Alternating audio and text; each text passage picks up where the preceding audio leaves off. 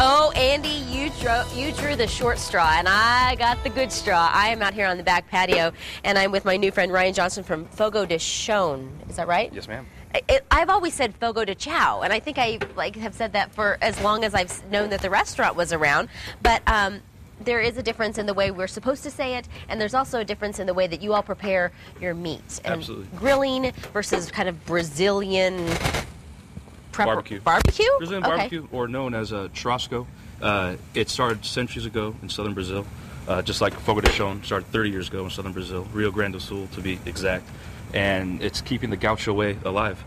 Gauchos are Brazilian cowboys, and they cook over an open flame, and it's really popular. Okay, so speaking of open flame, you've got your executive chef. Go ahead and introduce us to him, tell us his name, and give him a little...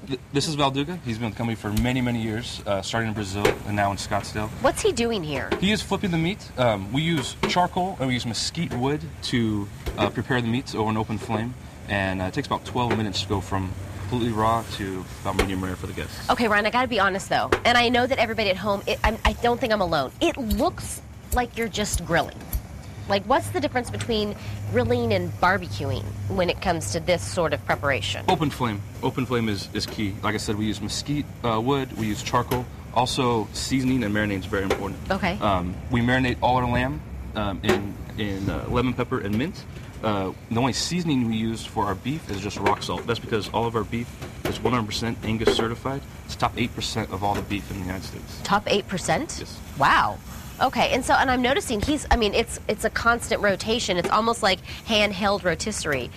Does that kind of keep the flavors locked inside because Absolutely. you don't allow them to drip out? Absolutely. At Fogo de Chao, all our chefs, it's different than a normal restaurant. Our chefs prepare the meats in the kitchen, and they also come out to the table and serve it right to you.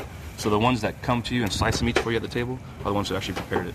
Okay, so we have another spread over here, and this is just incredible. So explain the concept when we go into Fogo de Chao. Well, you're going to enter Fogo de Chao, and it's different than a normal restaurant. There's no menu, but there's 2 courses. Okay. First course is going to be the gourmet salad bar. We have a few things here. We have asparagus, broccoli, Alaskan smoked salmon, potato salad, many things. There's over 30 items in the restaurant, and everything's unlimited, and you help yourself as much as you like. But you don't want to fill up too much because you want to save it for the second course, which is the best part, which is the meat service. You almost need to not eat all day to be able to fully experience everything that Fogo de Chao has to offer. You eat as much as you like or as little as you like. It's no problem. Okay, so now let's go back to the to the grilling. Yes. No, the grilling. Yes. Churrascaria. Churrascaria. Yes. Where can we, if we're trying to use the same types of concepts, go wrong? Cooking too long, you want to prepare it as much or as little as you like. Some people like well done, some people like rare, most people like medium rare to medium. Mm-hmm. Just want to make sure it's to your liking, and make sure you use seasoning and marinades as well. Lime is very popular for summertime for grilling and marinating, just like our caipirinha, which is the national drink of Brazil, uses a lot of lime as well. Well, your executive chef would probably scream if I did to his meat what I typically do on my grill, which is I grab a knife and I grab a fork and I open it up and I'm like, oh, it looks like it's still, raw in there. And that's probably not the best way to know if it's done. So probably not. Probably not. How can we figure that out? Valduga, being an expert gaucho, he can just look and tell if it's medium rare, medium, well done. We definitely recommend, if you're not too familiar with it, use a thermometer. Okay. All your beef should be 145 degrees. All your fish should be 155 degrees, and your poultry, your chicken should definitely be 170 degrees. Make sure that there's no bacteria. Okay, so, and before I let you go, let's just go down the line here. What do we have? In fact, why don't you have him explain it for us? Okay, absolutely. What do you have right here on the very far end? This is lamb chop. Uh-huh. This is bottom sirloin. Here we have the house special beef, it's called picanha, which is the premium cut of top sirloin. You have the top sirloin. This is the beef ribeye or beef ancho. A lot of flavor. This is a filet mignon, beef tenderloin.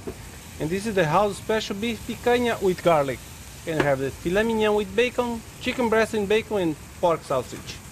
And that's more than enough meat to feed an army. So quite impressive. We're very glad that you brought this demonstration for us to see really what it's about. But we're not going to have you go anywhere because coming up, we're going to come back out here, learn a little bit more about the Brazilian way when you are talking meat and grilling and basically just gluttony in a really good way. In a good way.